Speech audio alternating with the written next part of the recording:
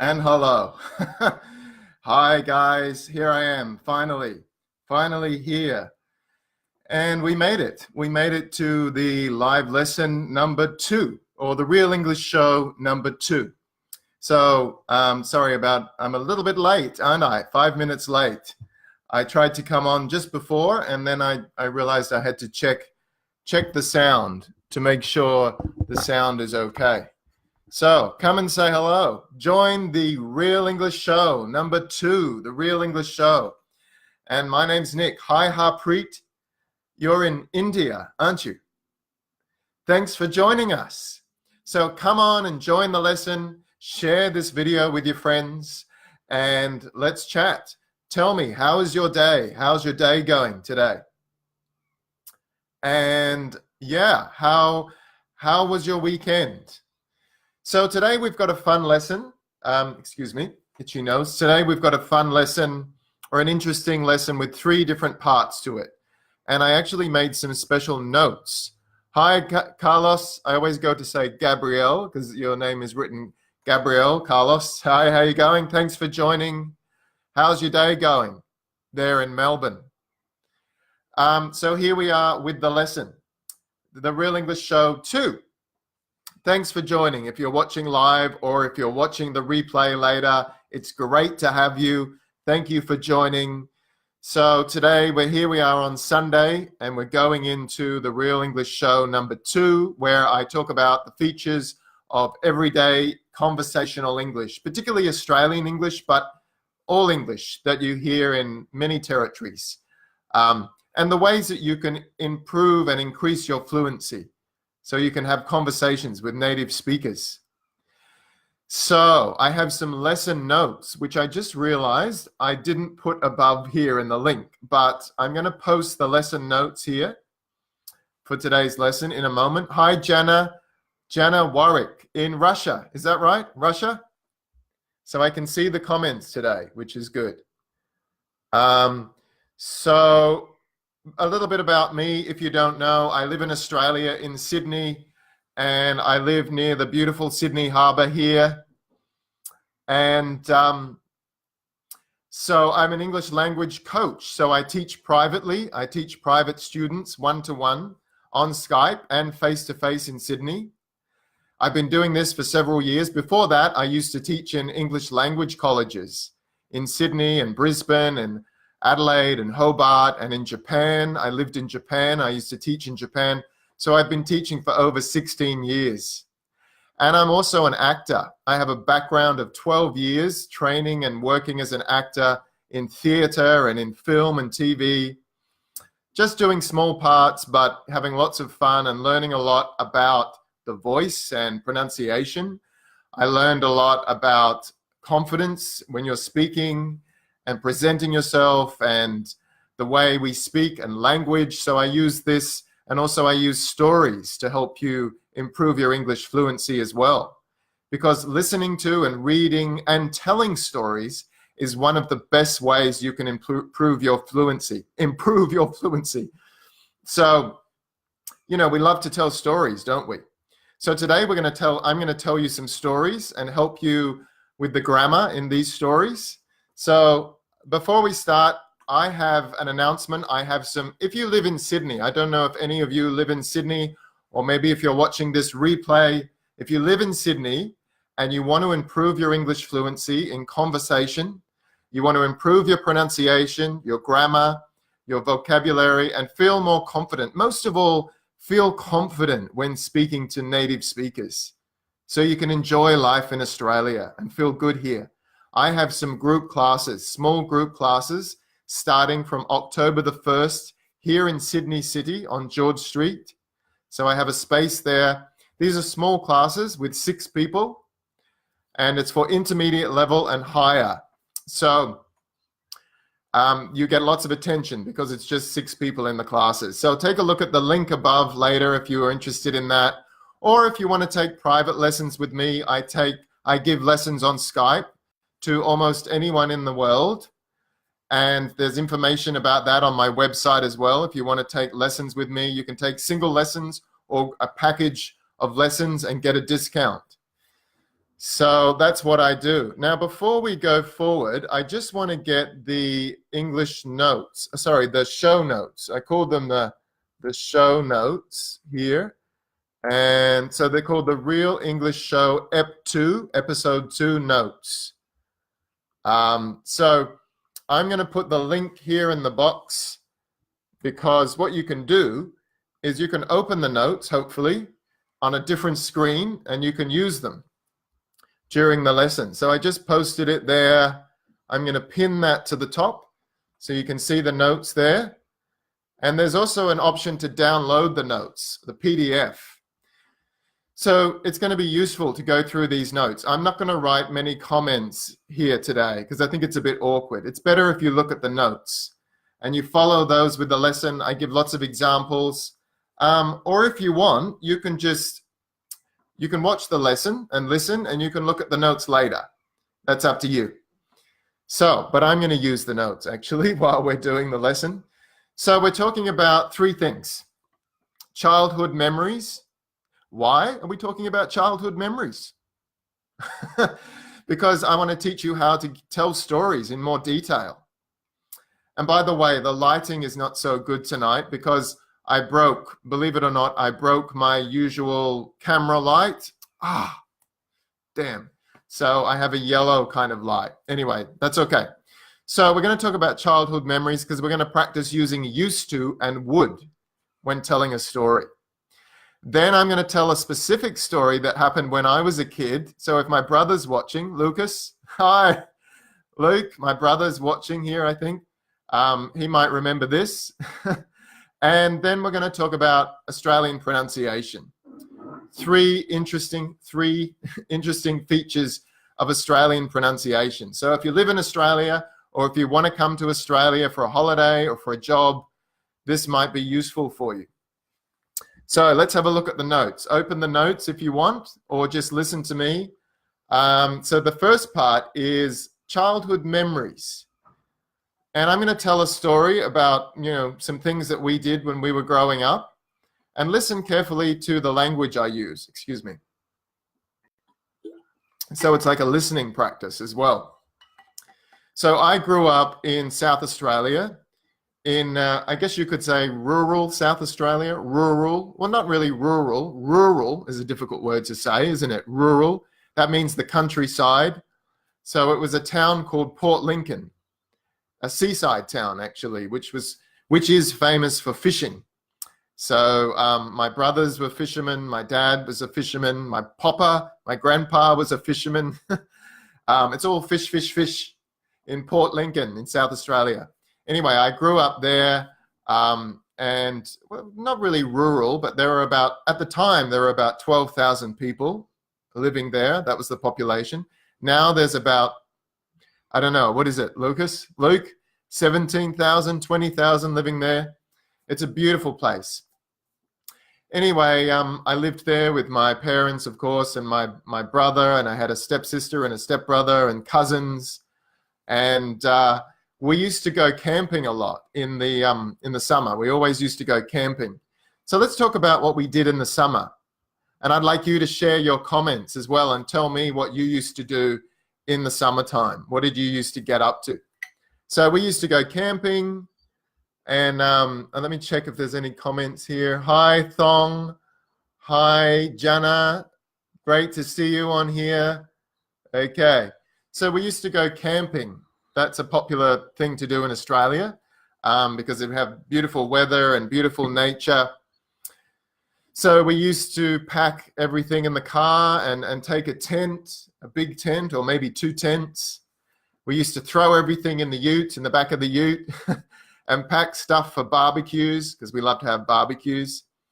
And then, we would go to a beach, a nice, usually pretty deserted beach. That's the great thing about that area, is there not so many people, although in the summer there would be some tourists camping. So we would go to a nice, long, beautiful beach, and we would set up our tents near the beach, and we would just stay there for maybe 1 or 2 nights or 3 nights in the hot weather, the stinking hot weather. And we would have to wear sun cream, and my brother and I would run into the sea and go swimming in the refreshing, nice cold sea. We would try surfing or bodyboarding. And we used to lie on the beach quite a lot and usually get sunburnt. But we used to like bodyboarding a lot. And we would spend hours doing that, hours bodyboarding. And how about you? What did you used to do?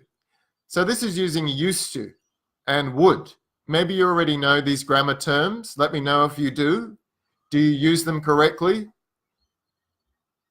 I used to be with my beautiful, lovely daughter all summertime. Oh, that's great, Jana.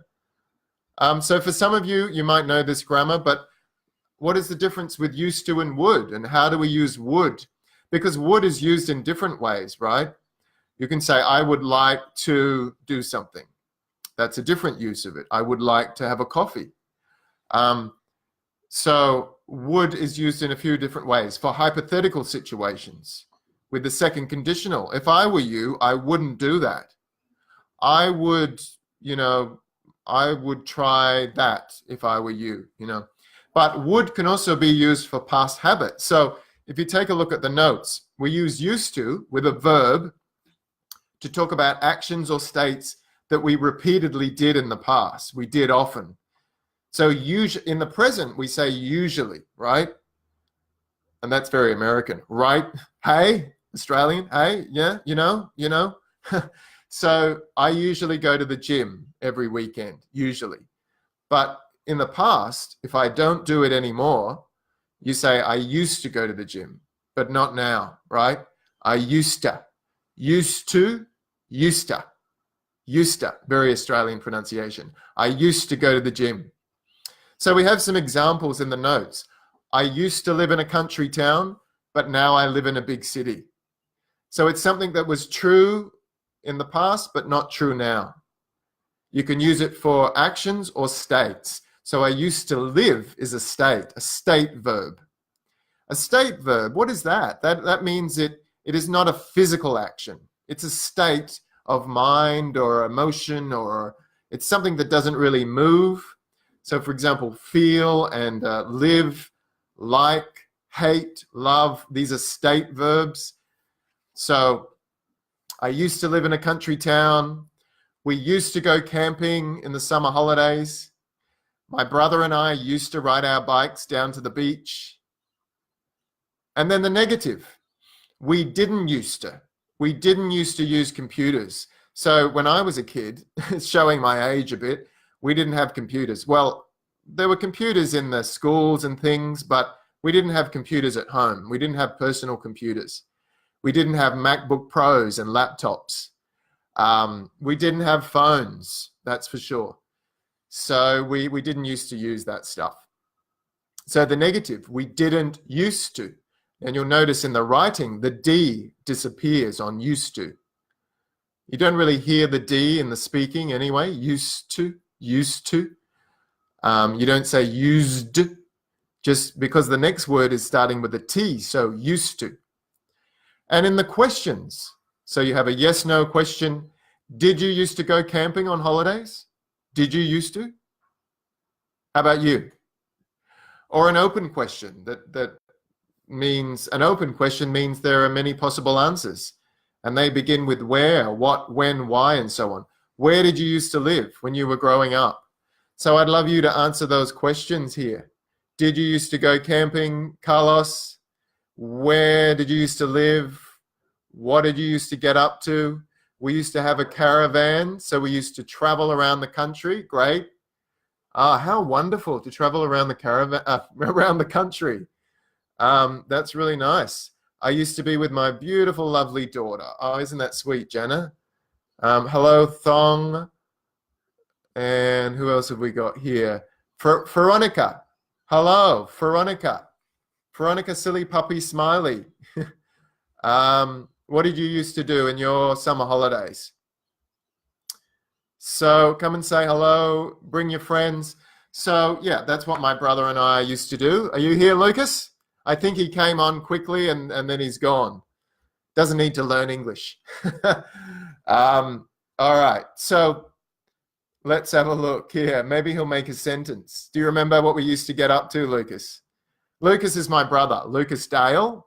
Maybe you can see that he left a like on this. And would, what is the difference with used to and would? Can you make a sentence with would? Now, would is basically the same as used to. We use it to refer to something we often did in the past, but we don't do now. But it's a little bit different to used to. So it's more common to use would when we're talking about memories in the distant past. So I mean a long time ago, you know, when we were kids, very nostalgic type of memories. You know, when you want to reminisce, you're like, oh, that was so nice when we used to hang out in the park and we would talk for hours. So would is very distant memories. So used to and would can be used in the same way, but would is, more about distant memories, and it's for more detail. So when you practice these, I suggest, practice making an initial statement about your past memories using used to. That's the first sentence. We used to go camping every summer. And then use would to go into more detail about that camping. We would pitch a tent. That means put up a tent. Pitch a tent.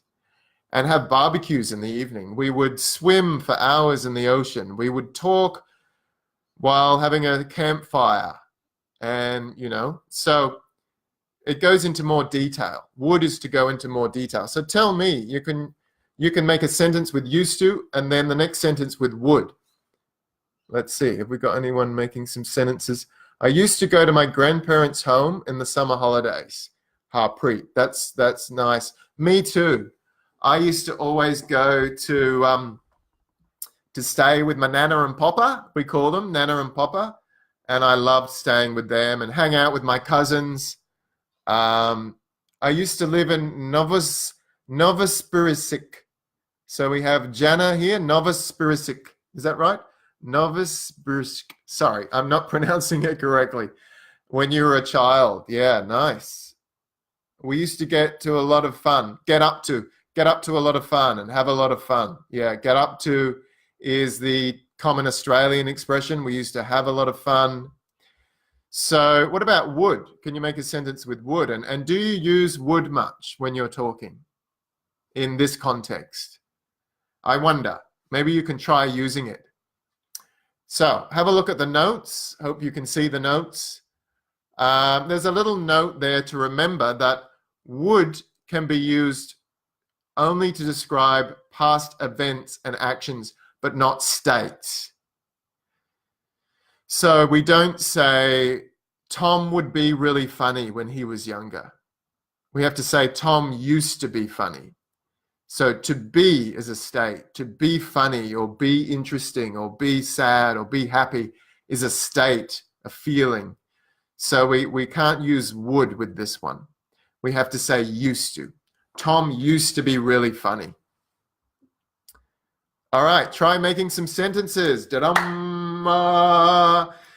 And we go to part 2 of the lesson. Have a drink with me. So we're also going to practice using the past perfect, which is a tricky one. All right, even if you're a higher level, maybe you struggle with this one. Do you use it very often? What is the past perfect even? Let's start by me telling a story. Again, another story. This is a true story when I was a kid. So please listen to the story and see if you can hear how I use the past tenses. How many different past tenses can you hear? Maybe make a note if you have a piece of paper. See if you can hear the past perfect, if you know what that is. Had plus the verb number 3, or hadn't plus verb number 3.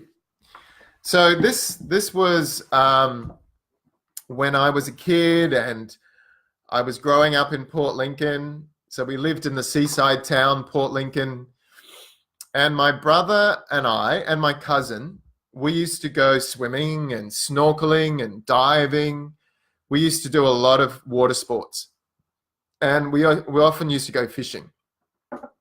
So we were close to the sea. We could get a boat really easily. And my papa used to take us fishing. My papa is my grandpa, my grandfather. We call him Papa here in Australia, usually, or Grandpa. And he used to take us fishing a lot. But anyway, this one time, my brother and my cousin and I decided to go fishing on our own. I think we were probably, I guess I was about 13 or 14, and they were a little bit younger, or not much younger. But so now one thing you must know is Port Lincoln, the town at the bottom of Australia, the seaside town, is famous for white pointer sharks. Great white sharks, the big sharks that you see in the Jaws movies. It's quite well known for this. There's a lot of sharks around that area. There's a lot of fishing and a lot of tuna fishing. So there's a lot of sharks that come in. And, they're beautiful creatures. They're now protected, but they can be, I don't think they're dangerous, but, there have been some shark attacks in that area. So sometimes you have to be careful where you go swimming or surfing, because sometimes, not often, but sometimes it can happen. There can be a shark attack. So I used to be really scared of sharks. Anyway, we went out fishing this day, and it was a grey day. It was kind of overcast, and it was a bit cool. It was a bit windy, actually. It was a bit windy at the time. But we went fishing out in the bay, and we were trying to catch whiting fish. We were doing lots of fishing, and we had packed our lunch before. We'd packed our lunch in lunch boxes, and we took our lunch with us. So we were good kids. We took our lunches, or maybe our mum had packed our lunches really for us, probably. And so we were fishing, and we were getting sunburn, and we had been fishing for quite a while, a few hours, and then we kept moving to different spots, and it started to get really windy, and the waves started to get pretty choppy, we call it, choppy, and pretty rough. But my cousin Jordan was a bit of a daredevil. He liked to take risks, and he didn't care about the rough weather. He said, come on, let's just keep going out further into the deeper sea.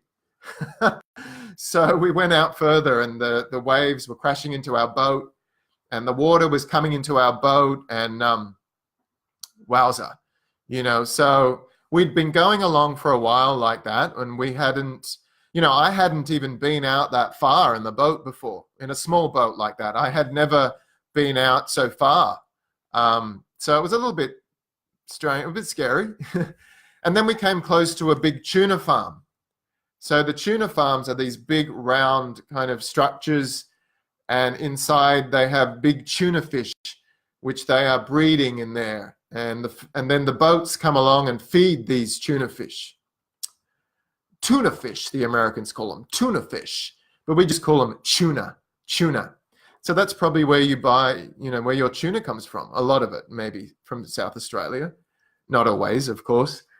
Anyway, so the fishermen, or the feeders, I don't know what they call them, that feed the tuna, they do this. They throw fish guts and everything into the ring, but sometimes it attracts sharks, the big sharks. So we decided to come near the tuna farms to do some fishing, because we thought maybe we can get some bigger fish close to the tuna farms.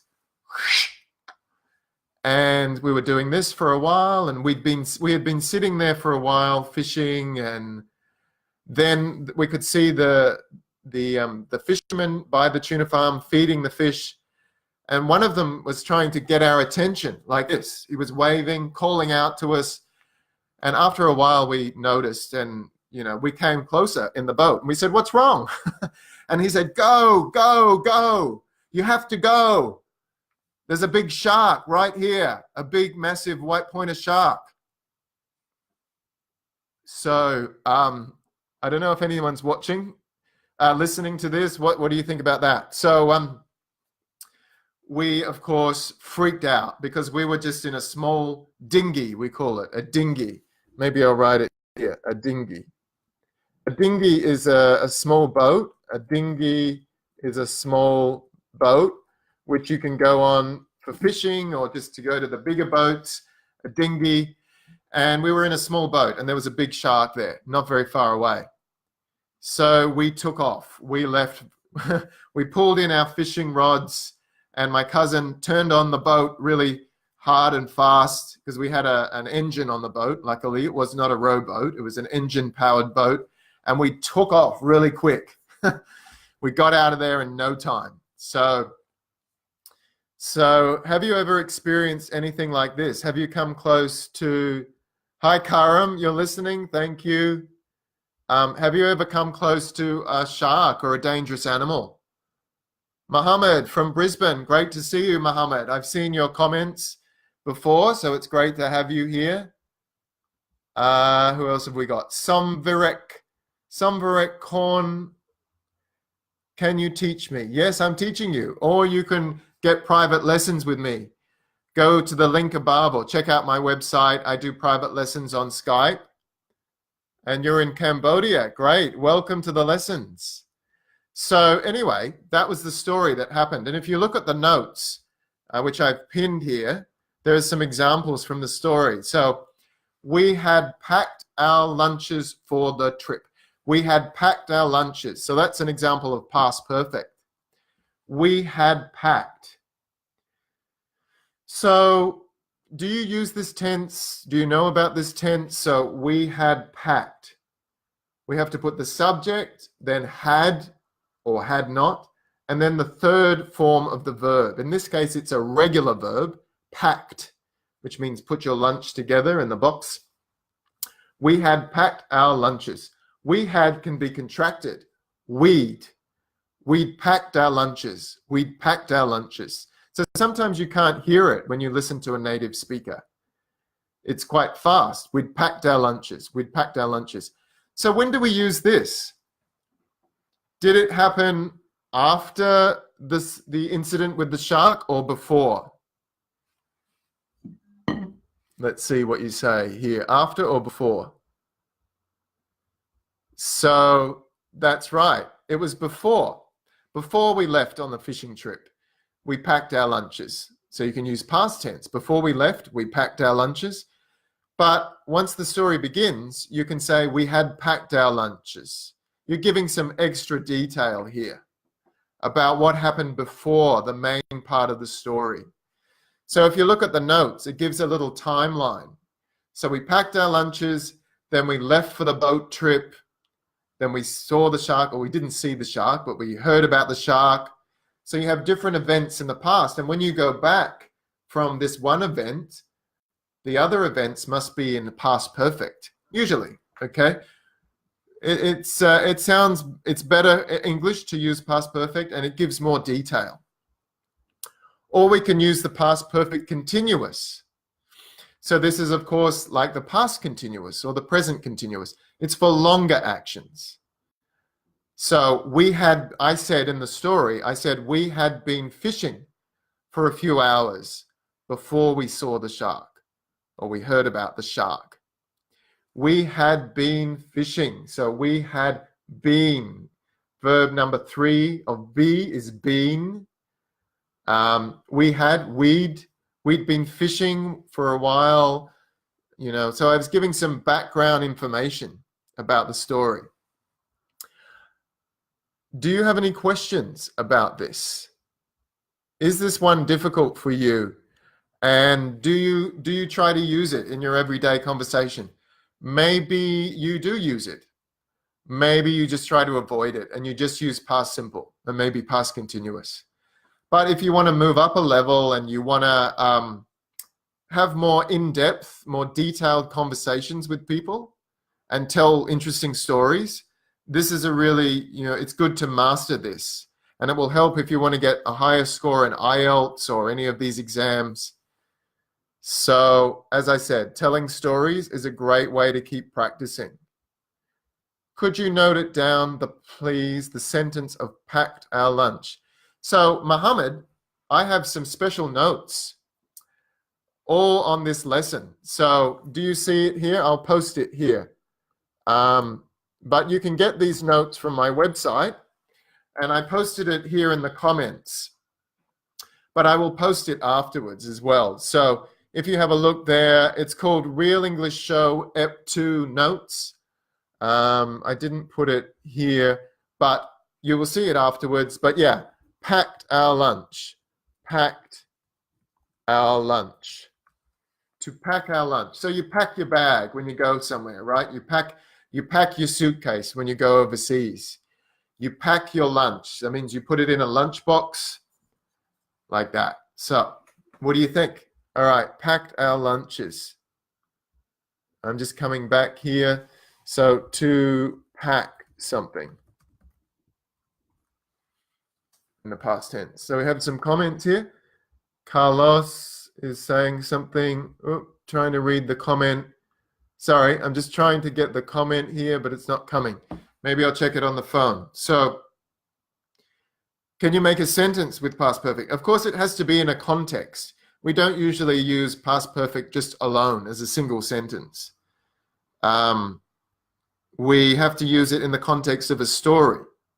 So I'm just checking the comments here. So can we use contractions in Ielts speaking? Yes, Karim. So contractions are part of everyday conversational speaking. And, you know, it's very natural and normal. If you use contractions, it sounds like you're a more natural speaker. And you will sound, you sound like you're a higher level. So you can use it in informal writing. In formal writing, I maybe don't use contractions. You don't need contractions in formal writing. But in informal writing, emails and to friends, of course. And in speaking, we pretty much always use contractions, unless it's a very formal speech. Maybe we don't use it so much, but it's very common. Before, hello, watching you from Thailand. Hello, Darin, are you still here? Darin from Thailand, great to see you here. Okay, so we're moving on. So you've got to check the notes. Let me put the notes here again. Here's the episode notes in the comments. And I will try to pin these notes, but at the moment I'm blocked. So yeah, they're in the comments here. I just pinned them. There we go. So now, how do we practice using past perfect effectively? Because a lot of people say they understand it, but they don't use it, right? So you've got to focus on it. I've got some notes here in the notes, Real English Show notes. So take a look. Number 1, listen to and read short stories as much as you can. Short stories. So I recommend listening to them and reading them at the same time in English, of course. You will notice the past tenses, but particularly the past perfect in stories. So find some short stories online. You can check out my website for my short stories. My online program, the Real English Fluency Program, which Carlos has done and some others. There are stories in this program. And they help you with your English grammar and your pronunciation and your listening. So this program is going to open again next month for everybody. So I'll give you more details about that soon. But in the meantime, just find some short stories. See if you can go on Amazon.com, or, you know, I'll give a list of short stories, or go to my website to the audio section, the audio lessons. You'll find some short stories in there. Number 2. Practice writing true short stories about your life. So choose a particular incident from your life, something like I talked about, something that happened when you were growing up, and write a story about it and try to use past perfect. Try to include the past perfect to give more detail. And then practice telling this story to someone. Find someone who you can practice your English with, or even if it's someone who doesn't speak great English, but someone who can listen, and tell them a story, a detailed story that happened to you. So if you write it first, at least you're getting used to using the grammar, and then you can practice, but don't look at your notes when you're telling the story. Try to tell the story without looking at your notes. If you want, you can join my fluency group, my free private group, if you're not in there already.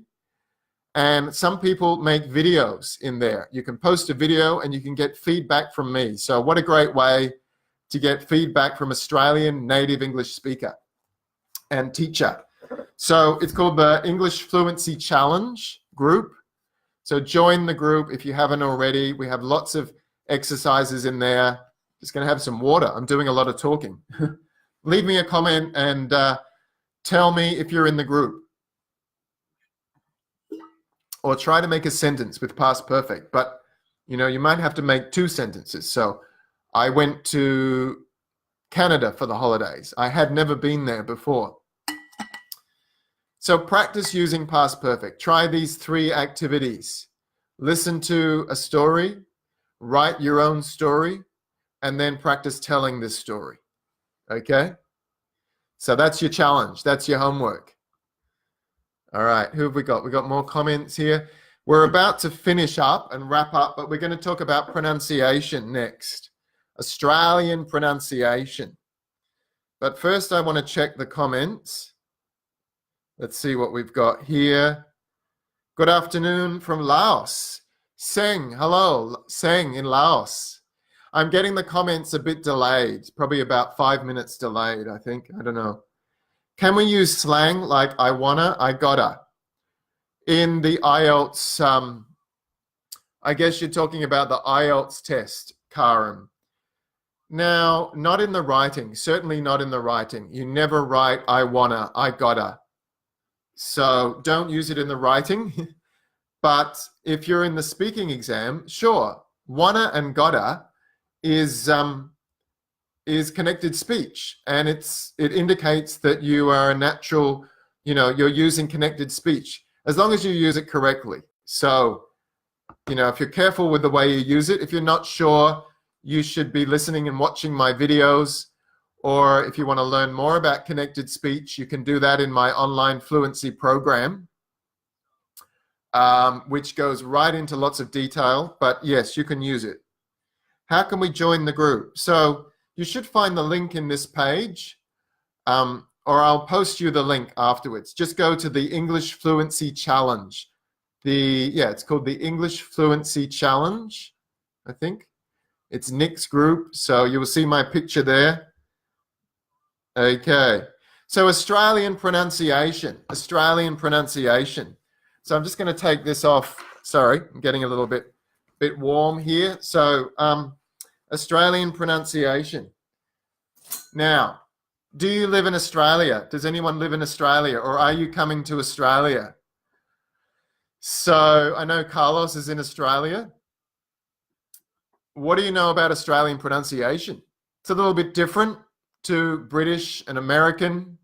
So I'm just going to talk about 3 features of this. But if you want to learn more about pronunciation, I suggest you come and send me a message, and you can join my fluency program, which is starting in October. So, but let's have a look here. 3 features of Australian pronunciation. So it's in the notes, number 4, part 4. Now, what have we got here? So the first one is the O sound, O. So I'm talking about the typical Australian accent, right? Of course, we have a multicultural country here. So we have people from all sorts of places. And typically in the cities, people do have a more neutral accent, like me, a more standard neutral accent. But in other parts of Australia, or even other parts of the city, it is a bit broader. It's a bit of a broader, stronger accent. So the O sound is very open and wide. So what do I mean by the O sound? So that is the O sound. So we have some words here that we're going to go through. It's in the notes. So the O sound in Australian is more open and wider. O. The mouth, the jaw drops a bit lower. O. And the mouth is round. O. The jaw is relaxed. O. Here's some words. Practice repeating after me. Don't. Oh, don't. Do not, don't. No. So no as in N-O, or no as in I know, I know, I know. Home, H-O-M-E, home. So in Britain, it might be home, home, or home, depending on the area. You know, there are many different dialects in Britain. American, home, home. It's a bit rounder, home. But Australian, home. It's more open here, home. No one, no one. Though, T-H-O-U-G-H, though. Hopeless. Come on, Carlos. I know Carlos is repeating it. Hopeless. Slow. Slow. Lonely. Lonely. So I'm teaching you Australian pronunciation, but it is kind of similar to a lot of the British pronunciation as well, in particularly the Cockney, or well, maybe not the Cockney, but some parts of British, some of them. But it is particularly unique to Australia, though. So it's helpful if you're living here or you want to come here. And it's also useful to be aware of as many different accents as possible. So here's the words that I just said. I'm going to put them in the comment. They're also in the notes. So it's not letting me see the comments here. I'm going to check the comments on my phone. Phone is another one. Phone. Phone. Yes, I am. Great. So do you have the notes? I guess you do have the notes. So here's some sentences. I don't know. I don't know. It's time to go home. It's time to go home. Go home. No one goes there, though. No one goes there, though. So that's Australian. No one goes there, though. Maybe you're not really aware of the differences in accents. We call them accents or pronunciation.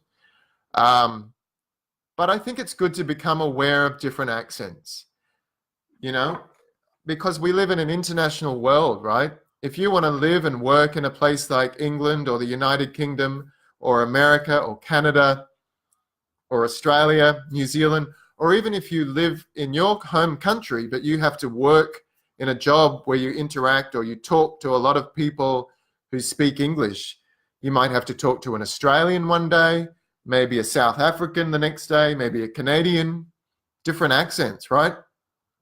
So my suggestion is get interested and become aware of these different accents. Netflix is a great resource. Watch shows from different territories. Watch a TV show from Britain for a while, from England. Watch an Australian one. Watch an American one. Watch a Canadian one. You know, so there are some little differences. So let's look at some more sentences. This is hopelessly slow. I hope the lesson is not too slow. This is hopelessly slow. He seems lonely. He seems lonely. So there's the sentences. I'll put them in the comment box here. I've got a few people there. And I'm sure that you might watch this later as well. So that's the O sound in Australian. Now the other one, which is interesting, is the T. Maybe you know about this. We call it the T flap or the D flap. So the rule with this is when there is a T sound between two vowels, it sounds like a D, D. So a vowel is A, E, I, O, U, A, E, I, O, U. Very important sounds because they are in almost every word. So when you have a T and a vowel on each side of the T, it sounds like a D, D, D, D. Now this is also the same in America. So Australia and America are similar in that way. So here's some words. Better. Better. In England, they might say better, but we say better. Better. Water. Water. Lot of. Lot of. Eating. Eating. Eating. We don't usually say eating. It's just easier to say eating. Eating. Sit up. Sit up. This is also connected. Sit up, sit up, sit up. Rider, writer, rider, which sounds the same as rider, like a horse rider or a motorbike rider. So better, water, lot of, eating, sit up, rider. I'll put them in the comments here again for you. I hope you can see them. And maybe I'll try to pin, I don't think I can pin them at the moment because Facebook has blocked, well, not blocked, but I think when there's lots of comments, it's hard to read them. But I can see them on the phone. Practice after me. I feel better today. I feel better. Better? Better. I feel better today. He drinks a lot of water. He drinks a lot of water. Sit up while you're eating. Sit up while you're eating. It doesn't sound natural and it's too difficult to say. So sit up while you're eating. She wants to be a writer. Writer. She wants to be a writer. All right. Do we have any more comments here? I'm just checking. The O sound is hard to master. Yeah. Vowels are often the hardest, but vowels are the most important, really. If you can get the vowels right, then that's a big step. So O. Now remember, the O might be different in other countries, a little bit different, but for Australia it's O. O. So I'm saying O as a more standard, O, more open. Any other comments? No. So, and the last feature I want to talk about, so there's a lot of different aspects to the Australian accent, of course, but today we're just talking about 3. So number 3 is the ah sound, ah. Or it's a bit like the schwa, ah. When a word ends in these vowel sounds. So for words that end in these vowels, in Australia, it usually sounds like ah. It's very open, ah, ah. A bit relaxed, ah. So for example, if a word ends, oh, I better close the door. I'm probably being a bit loud for the neighbors. When a word ends in an ah, like sofa, ah. Australians say sofa, ah, sofa. Area, coma. And if the word ends in re, it's also ah, center. See how I'm opening my mouth? Center. Meter. And also the T here is a D. Meter. Fire. And then OR. Actor. Actor. Doctor. URE. Pure. Cure. Nature. Nature. OUR. Hour. Hour. Neighbor. Neighbor. Sour. Sour. And then ER. Mother. Another. Letter. Excuse me. Letter. So a lot of words end in ER, right? Water. Better. Letter. Brother. Very Australian pronunciation like that. How is it different from American? Well, American would usually be much stronger. Mother. They really pronounce the ER, the R. Mother. Another. Letter. Brother. And British is a bit more, so mother. Mother. Sometimes it's similar to us, but yeah, mother. Mother. It depends. But yeah, Australian is very open. Mother. Mother. Here's some sentences. Come and sit on the sofa next to the fire. Come and sit on the sofa next to the fire. He's a doctor and part-time actor. He's a doctor and part-time actor. I love the pure air in nature. I love the pure air in nature. Very Australian pronunciation. So I don't usually talk in that strong of an Australian accent. That's because I live in the city and I teach English and I'm an actor. But when I was younger, I used to talk like that. And also in a lot of places, they do talk like that. So I love the pure air in nature. My mother got a letter from her neighbor. My mother got a letter from her neighbor. So I'll just post again these words, these examples in the comments here and here in the comments here. And here are the sentence examples. But please know that you'll get all of this in my notes. So if you can't find my notes here, then I'm going to post it again afterwards.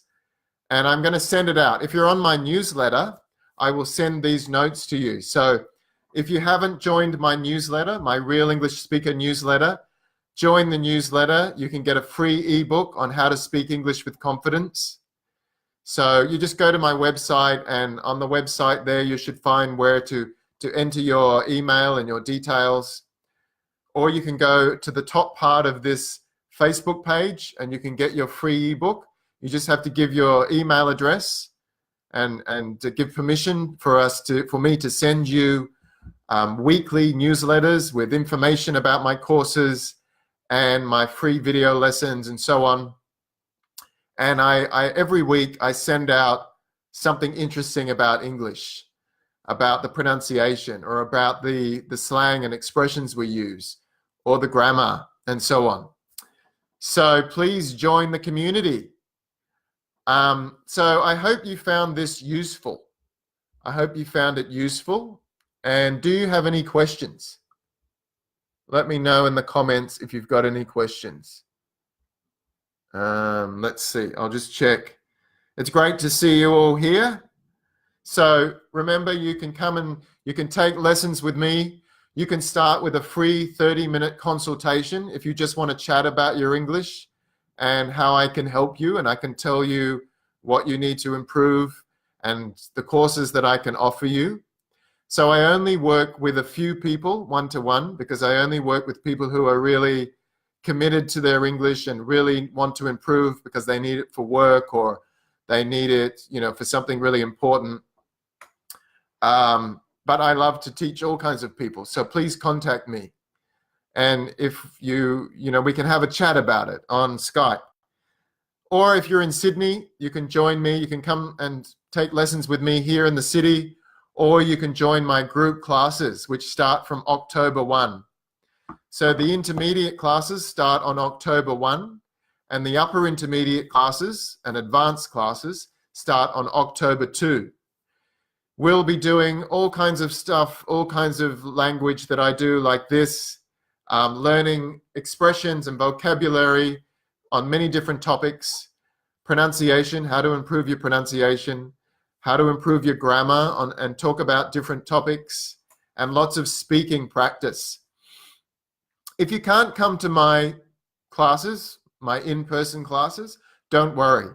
I have a program of 10 modules coming very soon, next month. It's going to be ready and available in October. I'll give you more details soon. So there's going to be an early bird price, which will be open for about 2 weeks, I think, where you can get it at a discounted price. So stay tuned, keep watching for information on that. And in the meantime, check out my lessons on YouTube and join the page. Keep watching. All right, guys.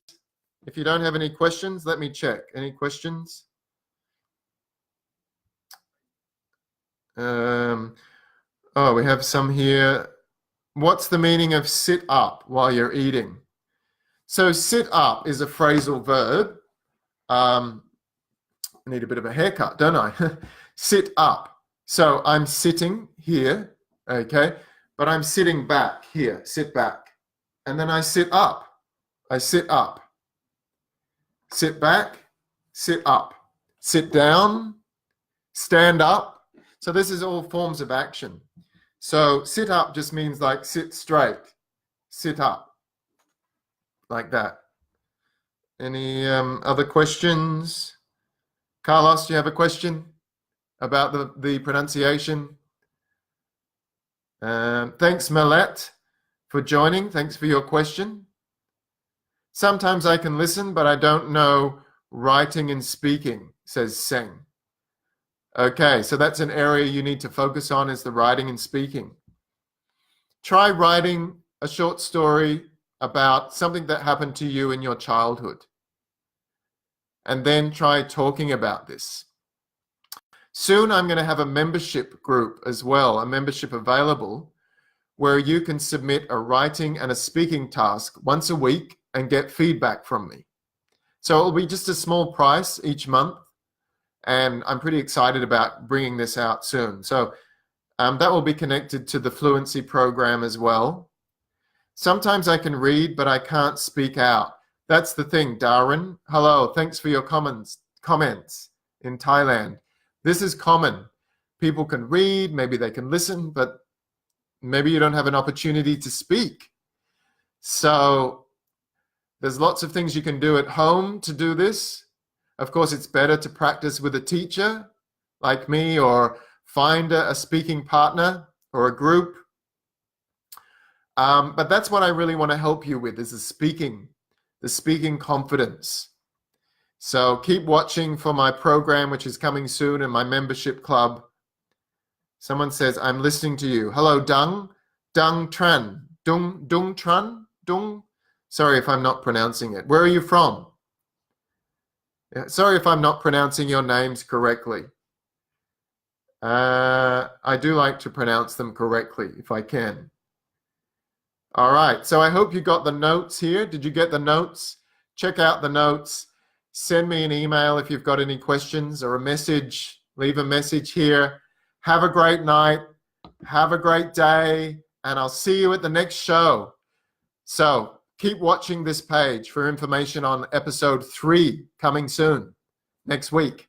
All right, see ya.